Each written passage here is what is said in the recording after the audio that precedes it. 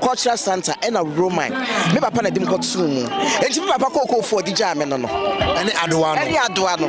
Na adoa nko na se onim kete nyina asa. Minim ni nyina asa. Kete na msu aye.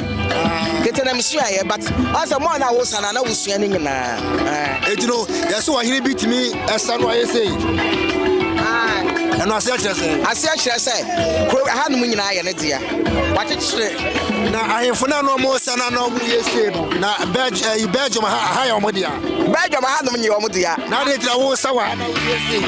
Asase bia ni ha no. Ha no bia Belgium asase. Eti ya nya sa yi na asase ni bi. You are watching a Biscout Media. Jo, e je tua to Biscout ma se ho.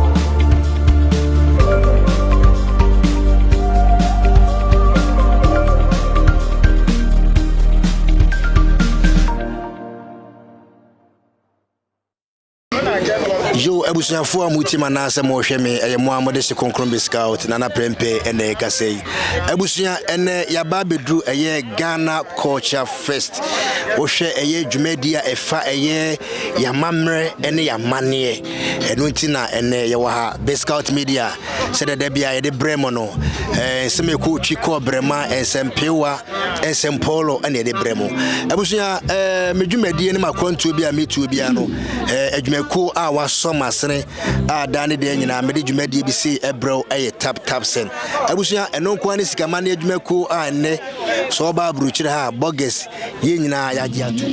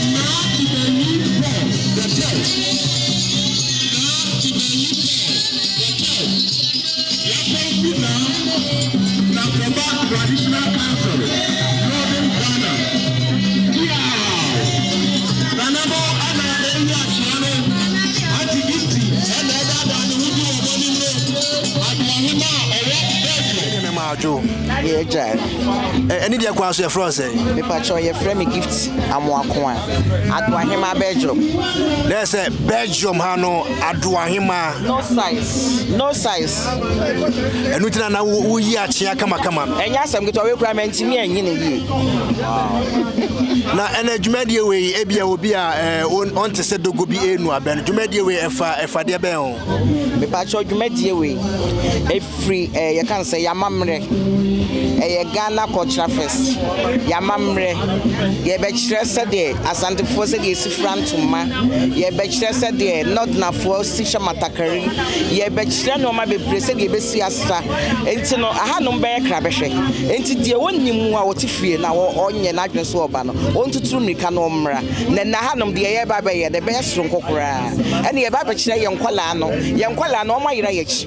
Enti ye ba bechre ye nkwala no amamle ne amane ewo ne ahanom dwumadi to obi ofi bia yesre no nadaroma omra no na mehwe de dwumadi a ekoso ba ko se Ghana ni wo beka so bantitwi eno nko ade enti mesre se ye krom ayi Ghana fo am wo krom yanom de ye nkyere ye man kasa especially so police obi bakura mpo na se police bi ba na se opese o kan bi kyere wo ba na obeda no waka enti no kyere wo ba ni twi a me fi se nka beboa wan kasa yeah.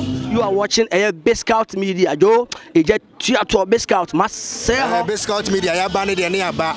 And the interviews are who be besu. Na me hwe se betimi ne eye ohempon ba ko a wote eye ye maame ensanifa so edi nkoma. Nana piao. Yao. Nana any dia kwa so mpacho wodin de say ene ebia onkonya din ne ba bia wodin hene. Pacho frame Osabarima Nana Kwame Kwaf a metosu mienu. Pacho a wodi akonya ewo.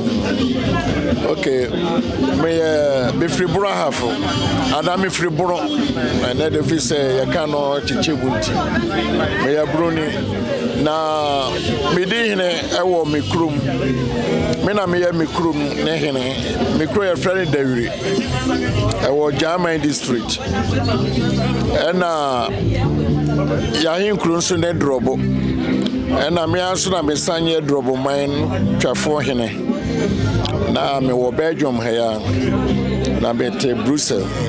Ye nana no wafano pa. Eja andi de kwa so a we de me so name. Nana prempe me da say nana prempe. Me no adin nkita ho so many time me hu wo German the way I will fight my Ghana for why employing Crawford why even why shorty and unemployment or Ghana why are there bebre me follow program okay I say one time grant me from I can say nana or Belgium me no ka say na ye why are there nyame strong piao on say ye nyina ye yɛte ha Ghana yɛatena Ghana sana eba ha na yɛmfa amemre ntwentwen yɛsɛ amemre otwentwen a na ɛkyɛ yɛdɛ me from north me tribe no akoye konkomba dagomba konkoma ma misi two tribe konkomba for ye na etu jan yetimi me enemy me target to ametuma to jan na ejan no wo demokra na ejan no be kawo ama wa ye na kyese edro wo dro ejan no ho nti kai northern conflict na happen 92 no kra na wo be ho history no me kan cho na prempem nim so ye edishi me kan sa asem wo say we na me hyesese akra no warrior dress yan shan ba heart because of your warrior dress no me shan o your tradition mo a obi aben hu say nana o ye free north ntade na o hye no warrior dress na kyese de egugugu okomu nyina no ewo asechire ye kwa okumu a na ye hye we no nyina yan shan ba heart nti ye hye na kyese ya memory time na ye hye nti me di hine north ye persona ye Saboba district Yendi district. After Yendi district you go to Saboba and hindi na me di no na fiaba traditional council hindi ye persona akunya kese pa me di no ha na yesa won northern association ha na northern association ye kan ho be say three northerners upper west upper east ya wo ko ha na me masa gina amomo as northern association chief or Belgium nti nde me pese nde say o mo video no wo ha after we na ye besa memesa ye krom kasa na ma ho ka sano different aduane obesa ni nyina na ma ho ye de piao me da se nyame shro bebre say mo aba se mo be ho ye culture na me ma mo ho say ye besa ye mba na ye wo mo ha no o mo ho ye culture from north to south no mo ho south there no mo ho mame ene de wafa ho kama ho ayefe na eza say yisua ya mamre ne ya maneti no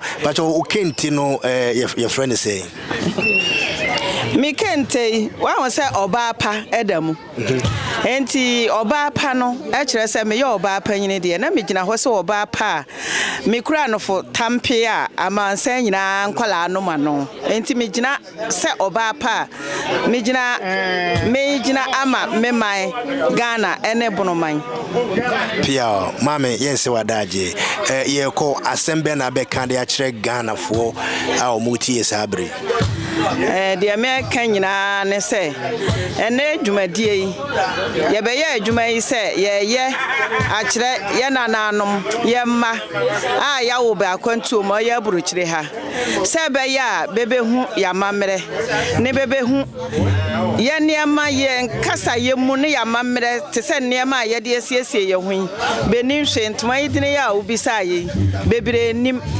afensu ye nuane kura say de ye ne nyina bebre nim nti na ye be hia mu say ye hia na ya frɛ ye ma ne nyina ene ye nananom nyina ne ya kyerebe Ghana amamre te say me ye bono ni bono amamre de bono fo ye ya ema ye hu say bono ni nie enu nti ne ye be hia nti ye hia mu say Ghana fo nyina wa burukyire ye de anuado ene regions ya ka nyina ka bomu say busua ba ko e wa kwantuo mu a ye kyerɛ ye ma Ghana amamre na ya kyerɛ say Ghana so ye wo niema pa bebre wo ye mamu nti anu nti ne ye hyiam say ye be kyerɛ ye ma no ya mamre ene niema e wo Ghana piao na de di kan ni a ye da ya mamre di a kyerɛ ye ma ye nanano if say nkora ne bebre ho ye wo krom ha enti e frantuma say ya no no hwɛ ye say titro abrofo no awe mu adan ne atutuntuma e de kwagoro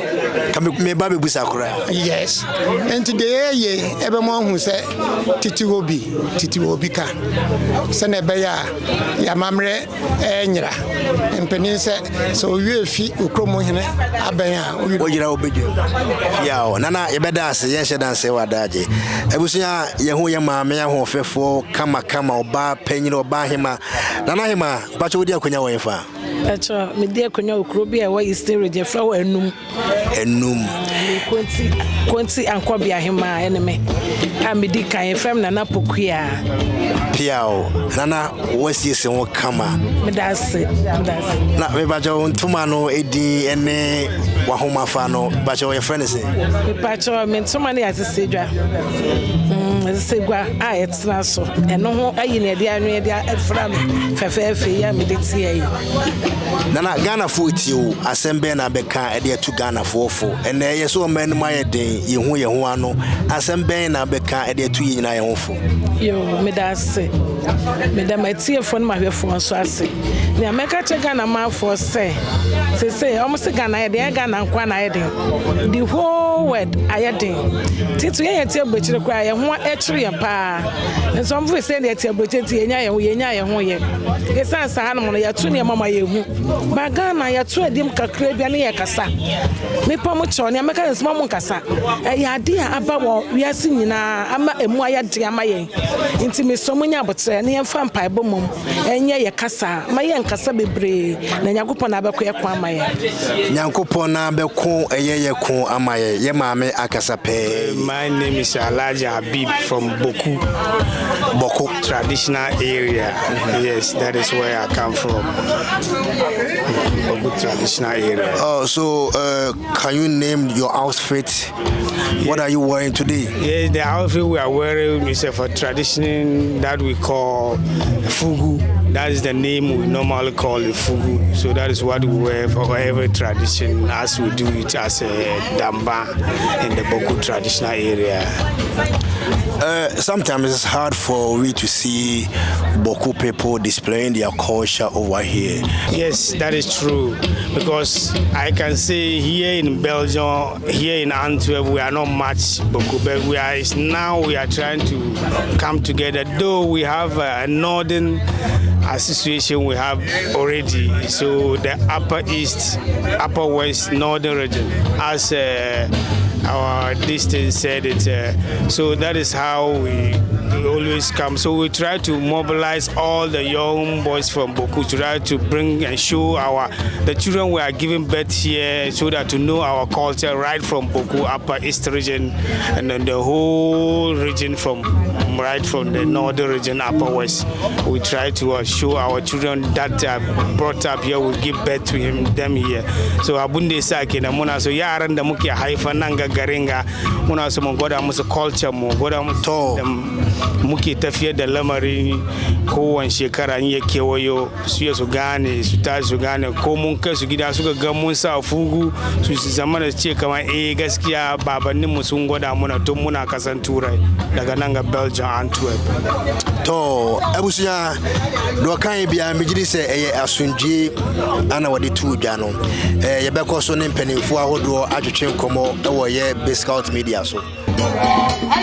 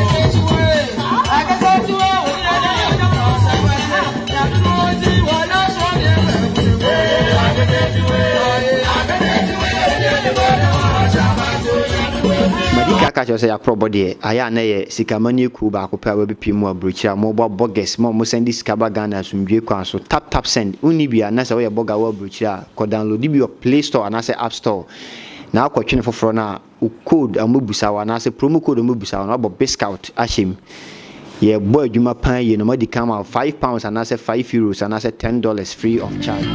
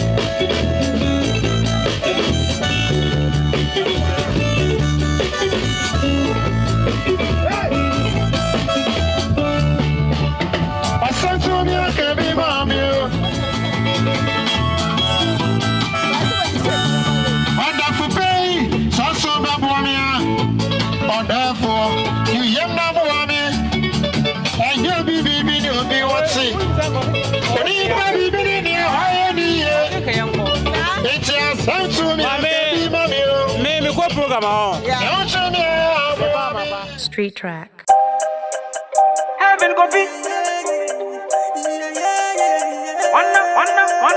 School girl be a dada me. School girl be a dada me. School girl be a dada me. School girl be a dada me. Metia.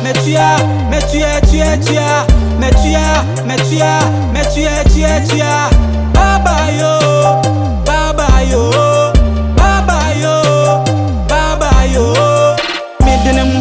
Makuma, ni went to me where it's on tuma. Mary go run go da kuma. Why am I aquakurana obum puma? Mimbre mo be medi. Me mo be fan the cambe treat it to me bass in wami bo. Me friend of swa unfo. Wa mama kume tuo. And then me kumi wo. Me see when yami ne. Unyam your chance to be many other hopper. Many other house many other hopper. Unyam your chance to be. School girl be a dada me. School girl be a dada me. School girl be a dada me. School girl be a dada me. Metia.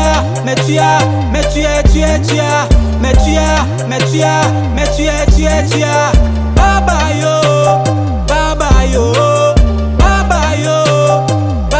yo. Anche we tray. So be go. Anche we tray. So be go.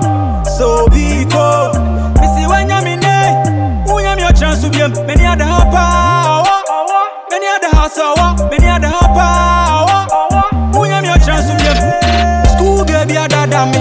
School girl be a dada me. School girl be a dada me. School girl be a dada me. Metia.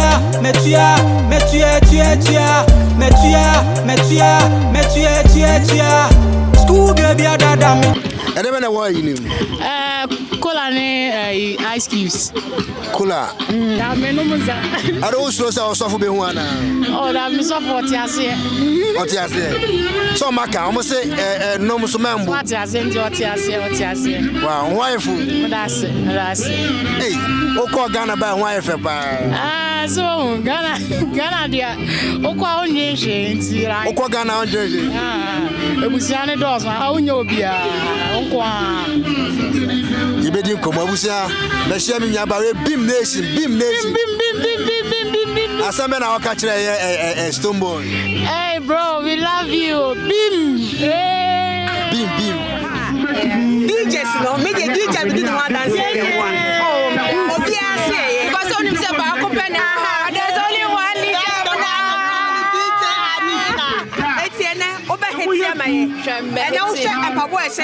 We are ready. We are ready to let it run. We're about to shake some things here, you know. Shake it. We bring the culture. So the bones are rotten, isn't it? Exactly. You said it all. I'm so happy to be at a Ghanaian festival. You know, it's unity, it's energy, it's love, and it's the Ghanaian culture that we are ready to bring in. I'm so happy. I'm so proud. Thank you to have you. I appreciate it. Once you are here, it's going to be fun. Thank you. I appreciate it. Thank you so much. This one media say thank you. Follow me on Instagram, DJ Abner, on Facebook, International DJ. Check me out.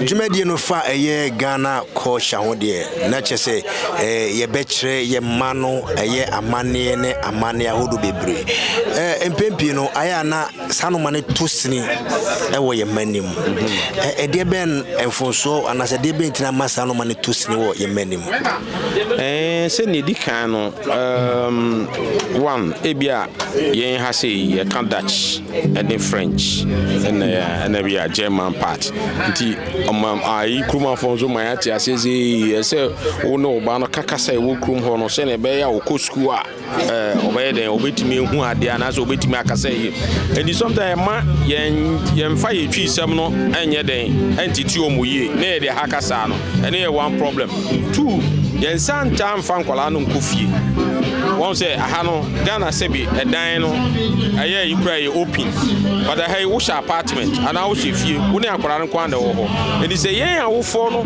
ya nhyaase ene omo ankeka ebia ye kasa ya momo anhyenta ade ya momo ani Ghana enuane na spaghetti nom ne ye fese potato ni ade nkwa na omu enti no me fi say farm kase no efi awoyen awofo no training ya say de ma omo two asesenka ubenya akoda bia no one time bia no obedi be 10 12 no na wakọ Ghana kakra no wahunu senia ye system no tie ba se uja omo hana no mo ntu kwan be anko ba bia sa ya na still a hamrofo de na o madwe na fe sese no so ka ho na sese ye organize sa de we ye tun se individual so no ntimi training kwara no culture no e say ekoko for no ye de ehun jim e na dia ye sese won wutu ani ever na wa omuso mo de omoduane aba ye program so omusa bobobo ene ada ayi no ye won kranfon so ha ye wa santini ade enti ya fa na sese no asese ye group no Ghana Council no ene organizations no ye activities a ebetwen kwala na dwe no mu kofi a omo bise o maame questions na afi omo maame so asase a kyerem na aboa me jiri se eno so betima aboa momo suen bi kakra opanyiri ye ko asembe na beka ede twato Ghana man 8 Belgium man 8 ede be na beka de twato yo de rika eda mase se mo ba be cover a program amai na mo be send na obi anso ehu se ye nso ye wo ha no Ghanaian community ye nso ye pese ehu se ye educate ye ma no ye fa culture no yie na omu hu se ye nso ye pese ye ja ye chi na ye ma no so be yira sa ye pese ye boa na omuso behu culture na yie enti no ekire no na ye omuso ene omo na fofo ayeden aba Ghana ni nyina beboa tourism ni nyina so beboa so mba ye investment enti program aye enye only the cultural aspect no kwa eye gi aye pushing kwara no mo adwan ba fie omusua de kura no ma ba be adwuma o Ghana no de aboa enti ye dem asem akova ye nim se be kwa akiri next year no so no ye be ne kese na masan aba ye da se bebre opanyi nyankopon hira o se Moni agasa.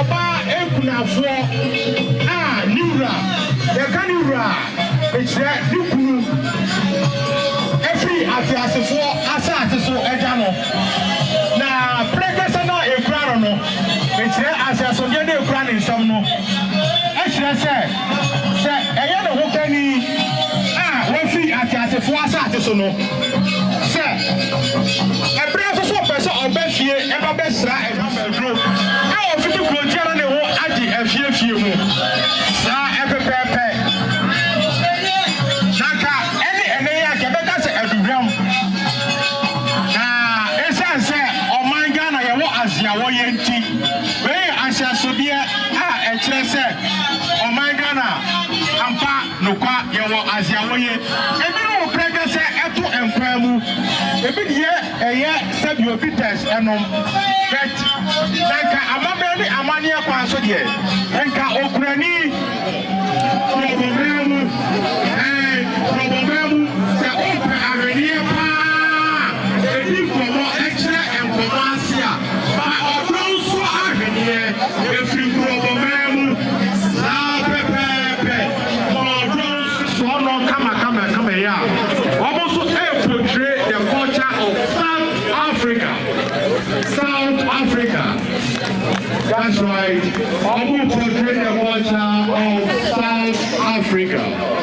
South Africa. Yadi people about a year of my Belgium. The culture no ebi warrior. Sambai warrior. Sa pepepe. Ibi Mugabe. Fada banyu nitum. Na amamre ni amanie e wo hono ma. E wo se kana eye edi emaye. Ana odoma na ogusu esiesie o ho. Abra DJ Mugabe. Edi Sambai amamre enyum no to fom edi amaye. Ono so ewo ni ntrase a ewo ehono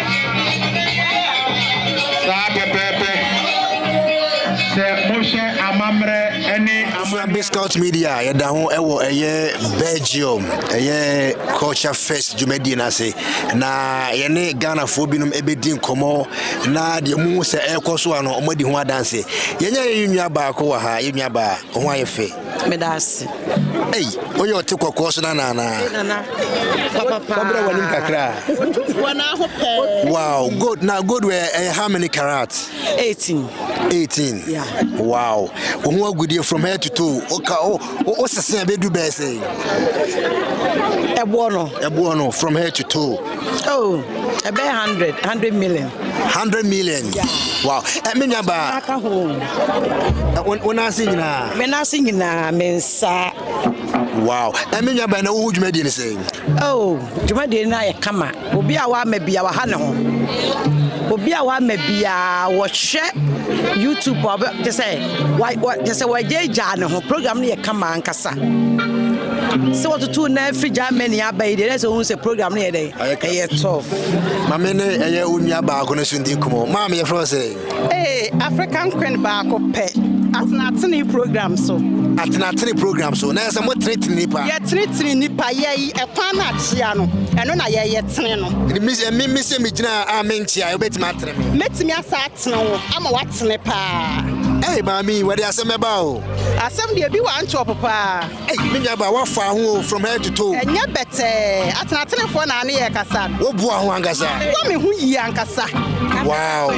African Queen ba ko pe ka bi kire Ghana fo dey make nya asa Ghana fo ye chia mo ya fe mo dodo enne ye se ye di ye kroma fa hye enti na ye wo ha enti se na mu hu ye ne a enne ya ka ye nchi ya ba ye nchi ye chia mu nyina love you na obi a waba wunchi na afi wan hye wunchi ntade papa wa wunim weda yo wa wunim na nka ye fe sanke ye be fa ye ho ye be keka siso ye be frantoma ye be tutu aguso but wunim weda yinti eti na me ya hye sa afade ewe edi organizers ni tia assemble na be kai de akiro de me ka kiro mu nyina ne se next time so mo pese o mu be ye bibia o mu nya ne sama na ye kondo sanke ye be fra ye ntoma ye be tutu aguso ne ya hye ya hene ma papa bi so ase ne ya ba ye nchi no na be kire se Africa for e wo Belgium crowem eti next time bia ye pa ne chawa ani tie mu se wo ya won fa hye sama ama na yɛntimi ntutu mu so emedinat piao atretre hema ane kasano